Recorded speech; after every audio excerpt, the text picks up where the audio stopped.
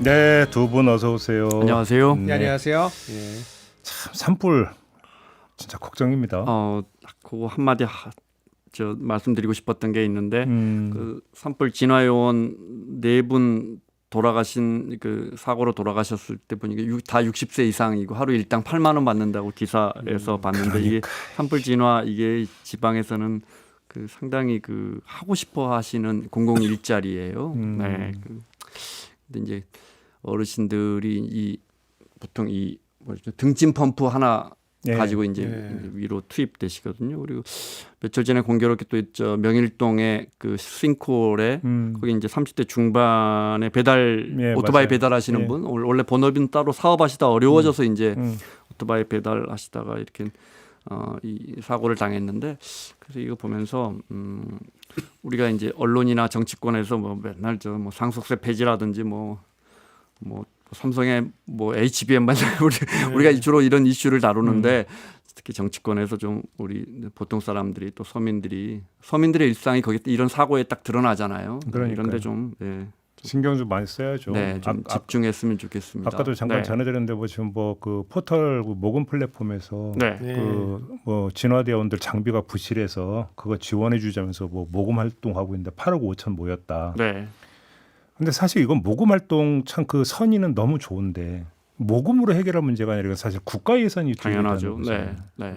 언제까지 그러니까 좀 그런 좀 신경 좀 썼으면 좋겠어요 정말. 네. 불 안 꺼보셨죠? 직접 진화요원 해보신 적 있어요? 저는 이제 그 전방에서 이제 군 생활을 했는데 ROTC였습니다. 이 3, 4월이 되면은 뭐 지금도 그런지 모르겠지만은 그 당시에 보면은 북한에서 화공을 합니다.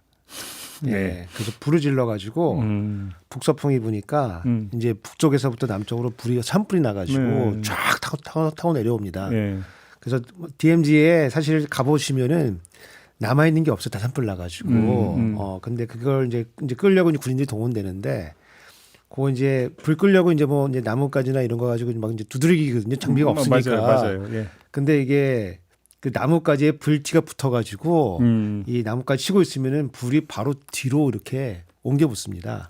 그래서 순식간에 불에 둘러싸여가지고 이제 큰일 나는 경우가 있는데 아마 장비가 부실하면은 그리고 또 훈련이 안 되신 분들이면 상당히 좀 아주 어지러운 그 위험한 상황에 노출되는 것 같아요. 그래서 좀 장비도 좀 충분히 필요하고 뭐 그런 상황일 것 같습니다. 아유, 뭐 지적을 한두 가지여야죠. 근데 어차피 지금은 일단 산불 진화가 일단 최우선 목표니까 알겠습니다. 비라도 좀 펑펑 내려줬으면 좋겠는데 그것도 아닌 것 같고 좀 답답하네요.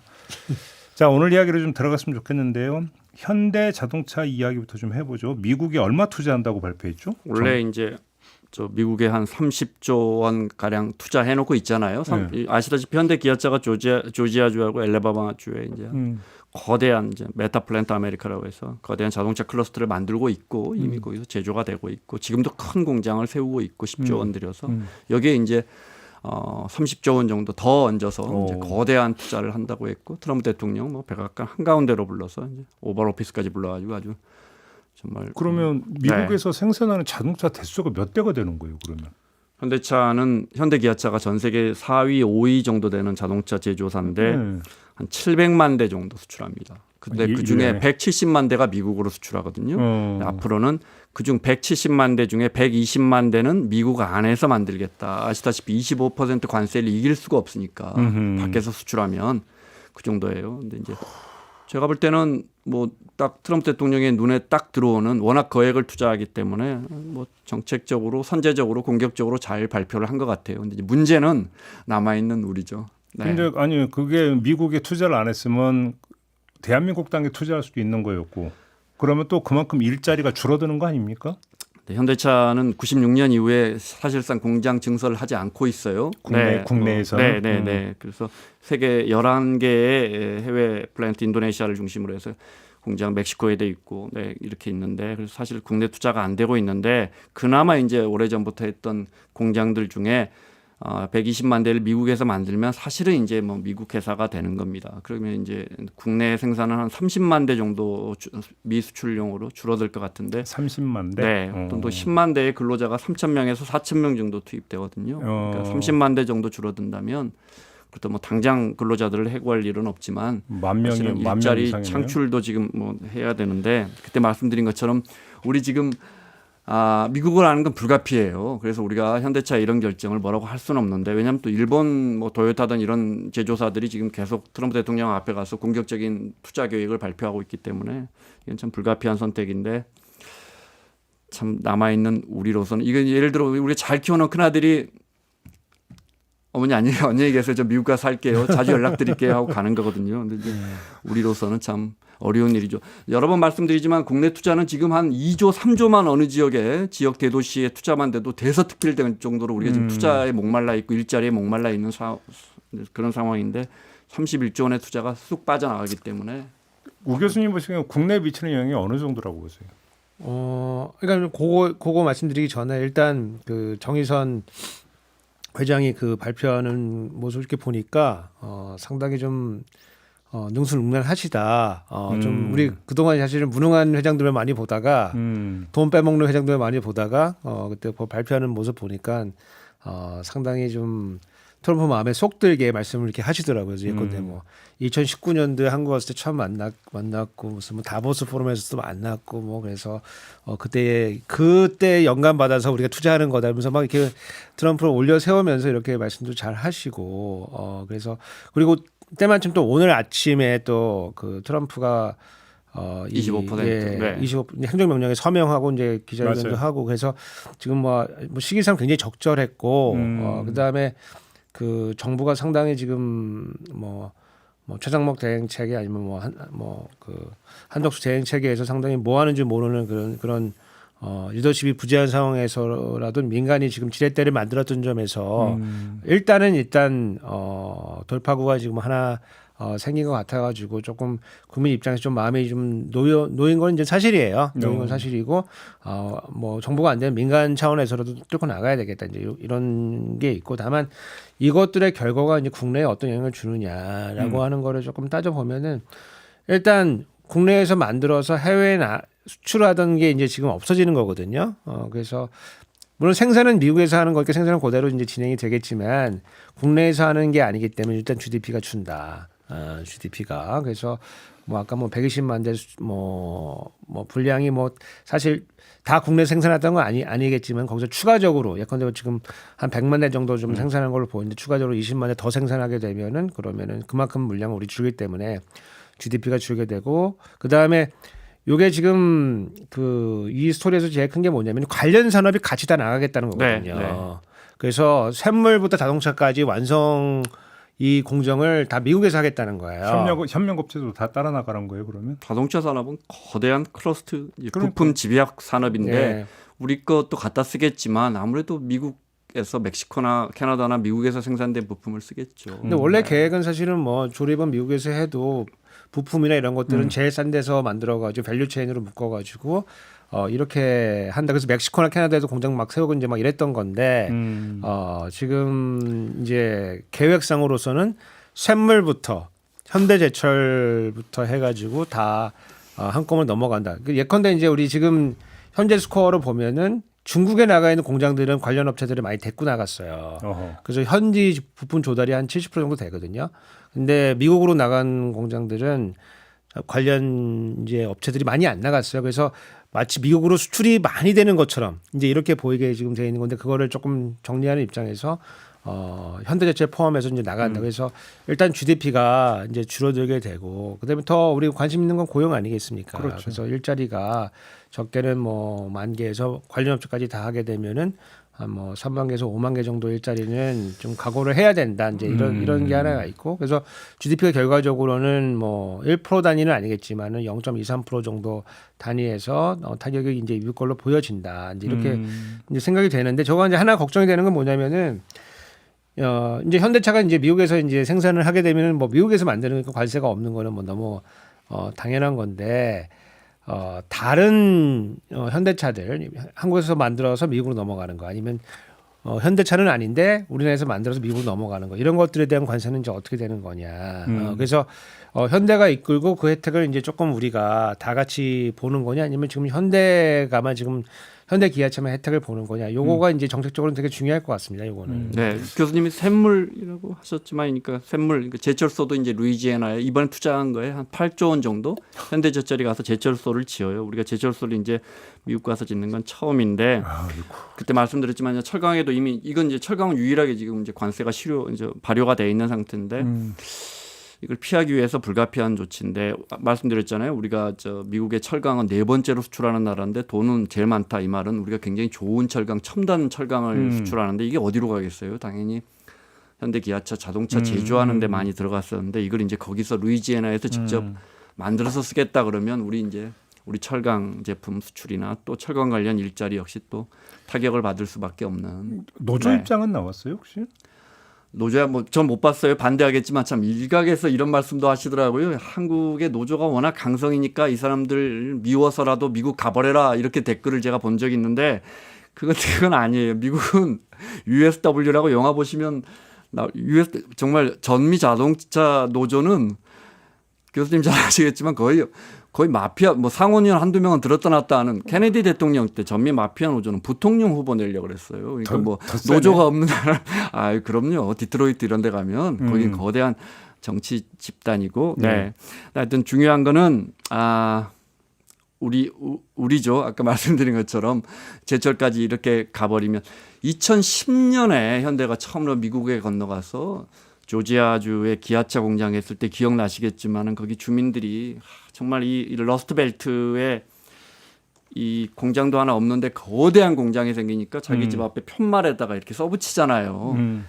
예수님 감사합니다. 기아차를 우리에게 뭐 땡큐 지저스 브링 뭐 이렇게 써요. 기아차를 우리에게 해주셔서. 영어 좋으신데요. 네. 근데 그때 우리 댓글에 뭐 있었냐면 우리 예수님은 뭐 하시는가. 우리 일자리를 뺏긴단 말이에요. 네. 이런 부분이 참 뭐 안타까운. 그러니까 이제 부분입니다. 아까 제철 약간 말씀해 주셨는데 현대제철이 이제 옮겨가는 거 루이지애나로 옮겨가는 건데 지금 옮겨가니까 이제 현대제철은 지금 뭘 하겠다고 지금 나왔냐면은 뭐 희망퇴직 받겠다.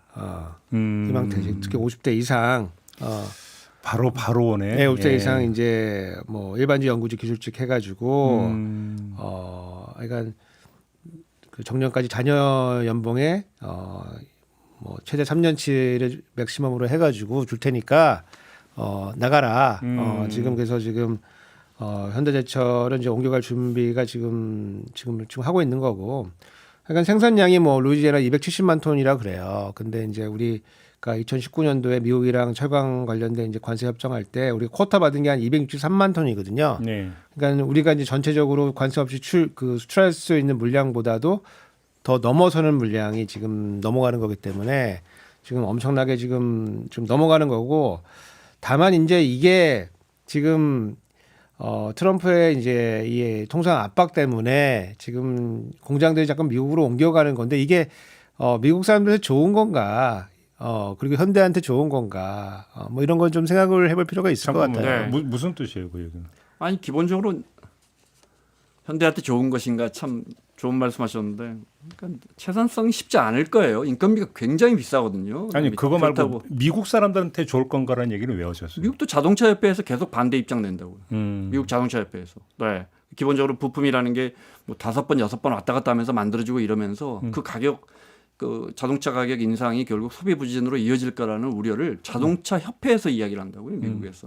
관세 갖고 얘기하는 거죠? 그러니까 이런 것들이 궁극적으로 미국의 이득인가? 아니 관세가 없더라고 하더라도 그러니까 밸류체인이 왜 만들어지겠어요? 소비자의 천국 미국에서 가장 싸게 가장 좋은 물건을 소비하게 만들어지기 위해서 만드는 거거든요. 근데 이제 미국으로 가서 이제 미국 사람들이 이제 자동차를 만든다. 그러면 고용 창출되고 좋은 거 아니에요? 아니 그러니까 이제 고용은 만들어지겠는데 이게 좋은 자동차가 만들어지겠느냐. 그리고 점에서. 적당한 가격에 만들어지겠느냐. 그러면 이제 미국 소비자들이 미국 노동자들이 만든 이 자동차를 조금 비싼 가격을 주고서 이제 사야 되는 건데. 저 현대차 입장에서 투자금 회수해야지. 네. 그러니까 이제 네. 근데 이제 요거 현대제철 같은 경우에 요거 발표했을 때 주가가 급락 8% 이상 떨어졌단 말이에요. 그다음에 이제 증권사들이 투자 의견 하향했어요. 그러니까 사실은 울며 겨자 먹기로 가는 거죠. 네. 그리고 이제 교수님 말씀하셨듯이 뭐 미국에서 나이키를 만들지 않고 나이키의 나라인데 애플의 나라인데 미국에서 아이폰을 만들지 않는 이유는 다 경제적으로 이유가 있는 거거든요. 그렇죠. 알겠습니다. 그 정도로 하고 두 번째 문제로 좀 넘어가죠. 토지거래 허가제. 네. 저희가 지난주에 그냥 그 두 분에게 짧은 촌평만 듣고 네. 마무리했는데 오늘 좀 본격적으로 한번 좀 해부를 좀 해봐야 될 것 같습니다. 근데 원래 묶여 있다가 오세훈 시장이 풀었다가 뜨거 해가지고 재지정을 하는데 원래 지역만 재지정한 게 아니라 지금 네. 폭탄 맞은 곳들 있잖아요. 네, 원래 잠삼대청이라고 제가 기자 생활할 때 이런 표현 잘 안 썼는데 네. 잠실, 삼성, 대치동, 청담동. 청담동 이렇게 하니까 외우긴 쉽네요. 네, 동으로 묶었다가 이제 말씀하신 것처럼 구로 묶었습니다. 강남 3구 플러스 용산구. 뭐 반포 네. 뭐 이런 데 다 들어간다며. 그렇죠. 강남 3구니까 그러니까. 이제 서초구가 들어갔으니까요. 네. 그러니까 서초를 묶지 않았기 때문에 서초가 정말 2020년에 이걸 묶었는데 그 다음부터 급격하게 반포 쪽이 급격하게 올랐거든요. 그래서 지금 이제 급기야 평당 2억짜리 아파트가 생겼는데, 네. 그러니까 이제 근데 사실은 이렇게 딱 묶고 나면 용산이나 부럽습니다. 용산이나 강남 3구에서 좀 외진돼 있는 아파트 또는 뭐 두 동짜리 한 동짜리 우리 집값은 별로 오르지도 않았는데 이런 분들 이게 아파트만 묶는 거거든요. 네. 그런 분들은 참 이번 조치에 일단 되게 황당하실 것 같아요. 아니 가만히 있는데 폭탄 이거 맞은 거잖아요. 왜 풀었다가 그렇죠. 네, 이게 아무래도 좀 불리해지거든요. 그런 집들은 이거 이제 갭 투자를 못하게 하니까. 네, 참. 그러니까 이제 이게 난데없이 사실은 이게 나온 거기 때문에 정책이 저는 사실은 대권 플랜 중에 하나라고 봤습니다. 대권 플랜 중에 하나고 지금 뭐 이리 보고 저리 봐도 오세훈 시장이 사실은 이 여당의 대권 후보들 중에서 1, 2위는 아니잖아요. 1, 2위는 아니고 이제 3, 4위 중에 이제 여론조사상 이제 아주 원래는 서울시장이면은 사실은 당연히 대통령과 가장 이 유효 사거리 내에 들어왔어야 되는 건데 지금은 안 뜨고 있으니까 뭔가 이제 수를 낸 것 같아요. 그래서 제가 이렇게 좀 물어도 보고 찾아도 보고 그러니까 거기 이제 정책 특보들이 좀 뭔가 좀 조금 우리가 먼저 왜냐면 이게 여름이 되면 이게 풀리거든요. 6월 달. 예, 여름이 되면 원래 풀릴 예정이었어요. 1년에 한 번씩 갱신해요. 네, 가만 놔두면 풀리는 거예요, 6월 달. 예.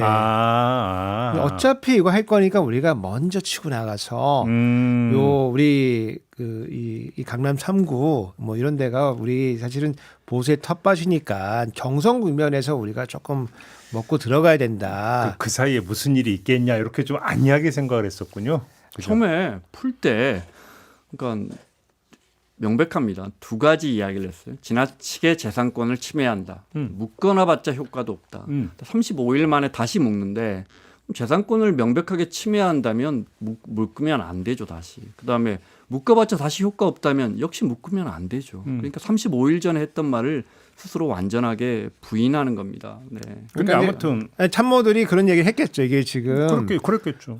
요거 풀어주면은 우리가 편은 없고 시장에 미치는 효과는 지금 부동산 시장은 많이 안정돼 있고 뭐 지금 뭐 수요도 없다 그러니까 이때가 지금 적기다. 그걸 했겠죠. 그래서 근데 이제 오세훈 시장이 이제 시장으로서 이제 판단을 좀 내렸어야 되는 건데 그 얘기 듣고 솔깃하니까 만약에 그걸 제안했던 참모가 있다면 정말 부동산 시장을 모르거나 통계 같은 거 보지 않고 어디 술자리에서 들은 이야기만 하는 사람입니다. 집은 투기 수요가 있고 투자 수요가 있고 실수요가 있습니다. 근데 이건 갭 투자 방지법이잖아요. 저는 이름부터 바꿔야지.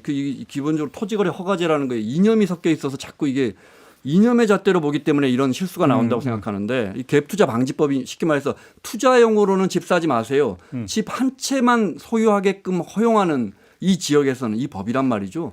그래서 이게 묶여 있지 않던 서초를 보면 기본적으로 아니 어느 집을 살 때 투기 수요는 묶어놓고 실수요만 허용하는 데하고 투기 수요, 실수요 다 허용하는 데하고 어디가 더 집값이 많이 오르겠어요. 빨간 줄 파란 선 그래프로 해놓으면 서초가 뚜렷하게 요 기간 동안 4년 동안 뚜렷하게 더 올라가는 게 누구나 저 같은 사람도 다 아는 건데 서울시 참모가 이걸 모르고 이 빨간 줄은 무시하고 파란 줄만 가지고 했다면 그 사람은 정말 어리석은 사람입니다. 백을 할 때 이제 갔던 길도 돌아오게 되면 명분이 필요하잖아요. 그래서 그 관련된 특보 2명을 해임을 했습니다. 했어요? 예, 해촉을 해가지고 예 그렇습니다. 그래서 저도 이제 뭐 관심 있게는 안 봤는데 제가 아시는 분이 이제 해촉이 돼가지고 아 이분들이 뭔가 말씀을 잘못했구나. 그래서 뭐 이거죠. 니네가 내 귀를 약간 더럽게 했기 때문에 간지럽게 했기 때문에 내가 이렇게 한 거지 내 잘못은 아니야. 그렇게 이제 면피를 하고 싶은 것 같아요. 그래서 두 분이 이제 사임을 하고 지금 정리가 이제 되고 있는 것 같아요. 근데 제가 이제 그 부동산 관계하시는 분들 얘기 이렇게 들어보니까 어차피 이 가격이 저희 이제 오버슈팅이라고 표현하는데 가격이 갑자기 빠르게 반응하는 거는 어차피 피할 수 없는 거다. 만약에 하고 싶다면은. 근데 그게 이제 약간 진정 국면으로 들어가고 있는데 다시 거꾸로 돌린 게 더 문제다. 예.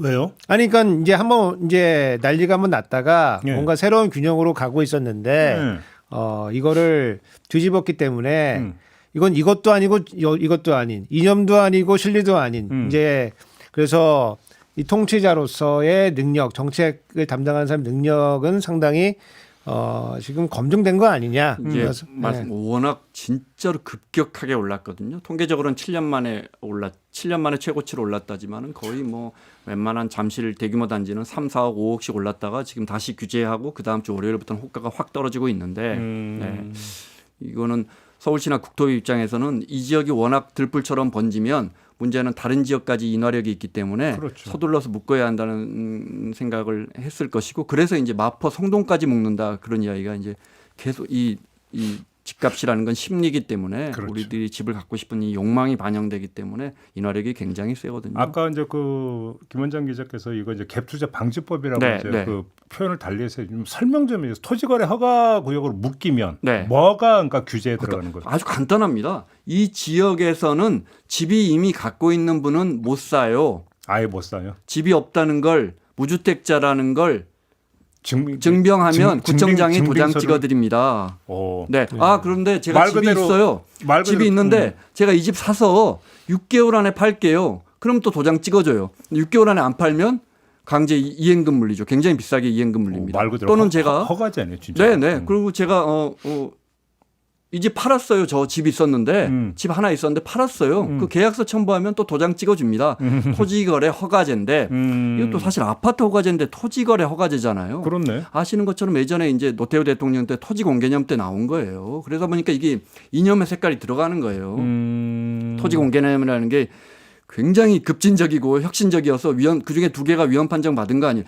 김종인 수석이 당시에 경제수석 들어갈 때 조건으로 노태우 대통령한테 허락받았다는 거 아니에요. 내가 이거 할 건데 기득권과 언론이 엄청나게 반발할 텐데 이거 막아달라.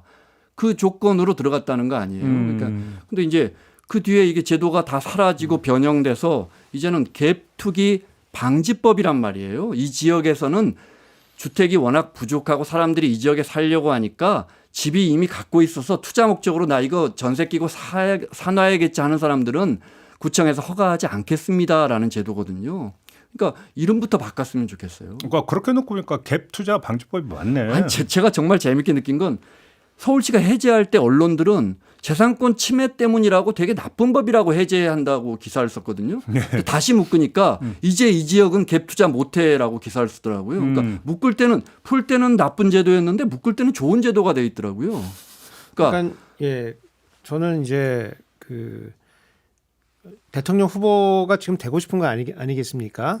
그런 관점에서 이걸 좀 봐줘야 사실은 이해가 더 쉬운데 지금 전국적으로 보면은 뭐 미분양도 많이 나고 사실은 주택 시장 뭐 이런 건설 시장이 다 지금 침체 아니겠습니까? 오로지 강남 3구와 그렇죠. 서울과 강남 3구 여기만 지금 활발 타고 있기 때문에 만약에 여기가 규제가 풀렸을 경우에 전국의 모든 돈이 이쪽으로 향해 온다. 이거는 뭐 서울시장의 입장에서는 그게 별로 중요하지 않을지 모르겠지만 대통령이 되고 싶은 사람의 입장에서는 그게 반드시 같이 봐줘야 되는 건데 이거는 이제 서울시의 이기심이 반영이 된 거다 지금. 그래서 대통령 후보로서는 조금 시야나 아니면 그 참모들의 시야나 이런 것들이 좀 너무 좁은 거 아니냐. 이제 저는 뭐 그렇게 보죠. 어제 저희가 이복현 원장하고 인터뷰를 할 때 질문 중에 하나가 금융위원회에서 그 은행 관계자들을 소집을 했는데 왜냐고 했더니 이 얘기를 하더라고요. 토호제 얘기를 하더라고요. 어떻게 연관이 되는 겁니까? 이제 금융위에서 할 수 있는 부분, 금감원에서 할 수 있는 부분은 이제 창구주도라고 하는 이런 표현 되게 싫어하는데, 네. 은행의 대출 규제를 강화해서 이제 부동산 집값을 잡는 데는 이거 정말 직방 효과가 있는 거거든요. 근데 그런 쪽으로 관련이 있지 사실 토지하고는 직접적인 관련은 없는 것 같은데요. 네. 아무래도 이제 갭 투자한다는 거는 이제 전세 끼고 사거나 거기에 파이낸스를 조금 더 껴가지고 대출 껴가지고 하는 거거든요. 그럼 이제 은행은 이자 벌은다 이거죠. 그러니까. 아니, 그러니까 이제 그 은행이 이제 뭘 할 수가 있냐면은 아까 창구주도 말씀해 주셨지만은 자, 우리 서류를 좀 꼼꼼하게 보겠다. 서류를. 근데 은행이 사실 돈 버는 입장에서 이 사람이 돈 안 뜯길 것 같으면은 규정상은 꼼꼼히 봐야 되지만 네. 슬렁슬렁 봐서 이자 잘 주고 뭐 원금 잘 갚으면은 땡 아니겠습니까? 그래서 대출들이 상당수가 많이 나갔을 거예요. 근데 기본적으로 이제 토지거래 허가 지역은 대출과는 상관없는데 투기 지역 이런 다른 규제들과 복합적으로 얽혀 있기 때문에 거기는 이제 대출 규제가 더 엄격해지거든요. 네, 그러니까 그거 서류를 조금 더 열심히 봐라. 이렇게 네. 아니, 그러니까 원래 있는 규정대로 서류를 보고 확인을 해라. 네. 이것만 해도 엄청 압박이 오거든요. 우리 뭐 약간 예를 들어서 이제 그 조금 그렇지만 뭐 국회의원이 사실은 강남에 있는 아파트 하나 살려고 사업자로 내가 이걸 바꿔가지고 대출을 또 따로 받고 그러지 않습니까? 근데 네. 그 서류를 내는데 은행이 그 서류를 확인할 방법이 사실 별로 없어요. 그걸 만들어 와도 꾸며서 내도 뭐 그걸 어떻게 확인할 거야? 은행원들이 앉아가지고. 근데 우리가 한번 들여다보겠다 이렇게 되면은 이제 그런 서류들이 아무래도 조금 걸러지죠. 그러면 이제 그런 것들을 막을 수가 있으니까 네. 규제가 이제 들어왔을 때는 대출이 같이 들어가면은 압박이 뭐 엄청 센 거니까 압박 축구가 좀 되는 건데 아무래도 지금 뭐 서울시장 오세훈 시장도 여당이니까 사실은 이런 거 했을 때 국가 전체에 미치는 이 영향에 대해서 좀 고민을 좀 같이 하고 여당에서 조금 얘기를 나눴어야 될 것 같은데 그런 커뮤니케이션이 뭐 전혀 없는지는 모르겠지만, 그러니까 부족한 상태로 나왔기 때문에 지금 경제 부채들도 지금 엄청 놀랐을 거 아니겠습니까? 이거 뭐지 이러면서. 그러니까. 예, 그래서 그 영향이 너무 이제 그 심하고 이거 문재인 정부 거쳐오면서 아파트가 가격 뛰면은 어떤 선거든 우리가 이기기 쉽지가 않다. 그렇죠. 그런 경험이 있기 때문에 아주 그냥 뜨거워 그러면서 이제 다 그러잖아. 아마 이렇게 원위치 확대해서 다시 지정하면 이제 꽁꽁 이제 다시 얼어붙는 겁니까? 어떻게 전망하세요? 집값 전망은 저도 수도 없이 해봤지만 많이 틀리고 우리가 알기는 힘든데 네, 뭐 단기적으로는 효과가 있고 지금 분명히 뭐 정말 굉장히 과열돼서 이거 지정하기 전날이 그러니까 월요일부터 다시 발효됐는데 일요일날 전날까지 이 잠삼대청의 중개업소 불이 꺼지지 않았다는 거 아니에요? 그때 서둘러서 계약서 쓰는 분들, 잔금 치르는 분들이 너무 많아가지고, 네, 그러니까 일단 뭐 굉장히 너무 뜨겁게 번지고 있었는데 일단은 잡힌 것 같고 더 지켜봐야죠. 네. 뜬금없는 질문 하나 드리면 집값 전망이 어려울까요? 현재 선고일 전망이 어려울까요? 후자가 더 어려운 것 같습니다. 네. 집값은 참고로 집값이 싸다 뭐 PIR이라든지 수많은 지표가 있지만 그 잘 안 맞았거든요.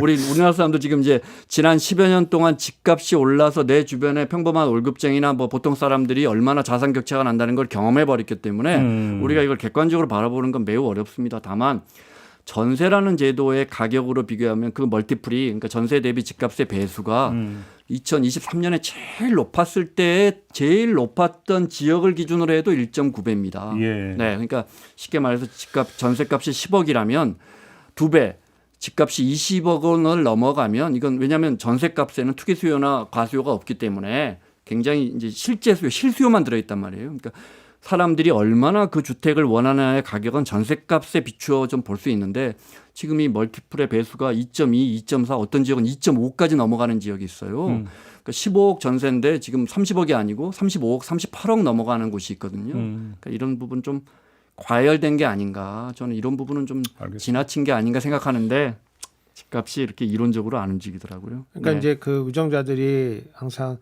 우리가 뭐든지 할 수 있다. 이제 이런 그 오만한 생각을 갖는 순간들이 있어요. 근데 이 경제 생활을 하는 이 국민들의 이 욕망은 그걸 뛰어넘습니다. 그러니까요. 뛰어넘고 특히 이제 부동산 관련된 거를 한번 엉덩이가 들썩하면은 그러면 이제 그때부터는 잡기 굉장히 어렵습니다. 그래서 신중하게 해야 되는 거고 우리 뭐 예전에 이제 정부들 보면은 뭔가 좀 할 수 있을 것 같아가지고 이상한 제도 만들었다가 사람들이 이제 한번 움직이면은 마치 이제 두더지 잡기 하는 것처럼 나오면 두드리고 나오면 맞아요. 두드리고 그러는데 그 방향은 계속 올라가는 방향으로 계속 이제 올라가게 되거든요. 그래서 웬만한 수요 정책 해가지고는 이제 쉽지가 않고 지금 토지 허가를 뭐 급하게 이제 다시 묶기는 했지만은 그 이제 주변이 또 이제 이미 엉덩이 들썩였기 때문에 그 욕망은 여기 안 되면 저기.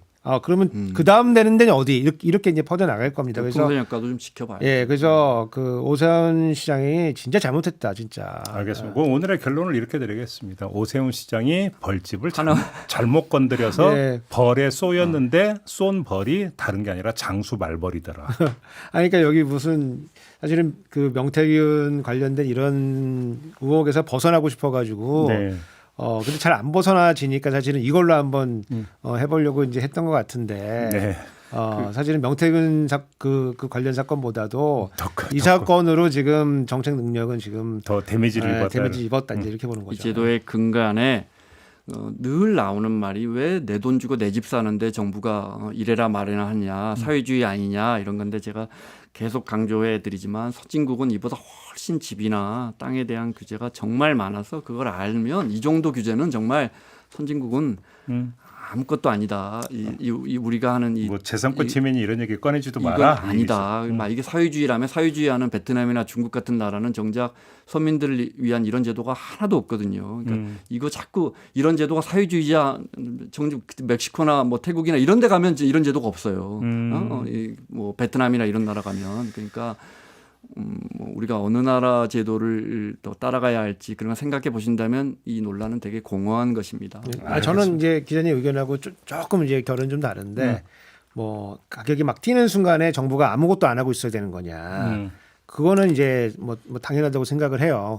개입 안 할 수가 없어요.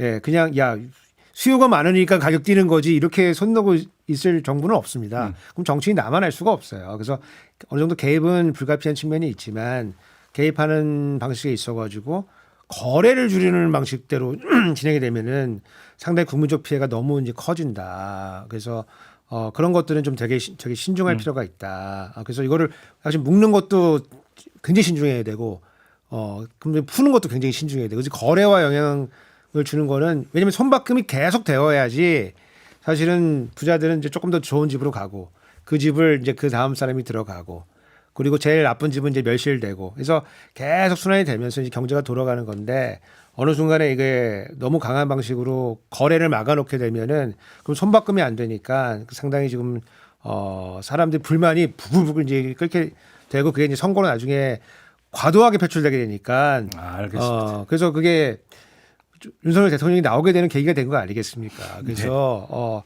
좀 유연하게 할 필요가 있다. 저는 이렇게 보죠. 이렇게 이야기 마무리하죠. 네. 네, 두 분 고생하셨고요. 저도 물러가겠습니다. 고맙습니다. 감사합니다. 수고하셨습니다.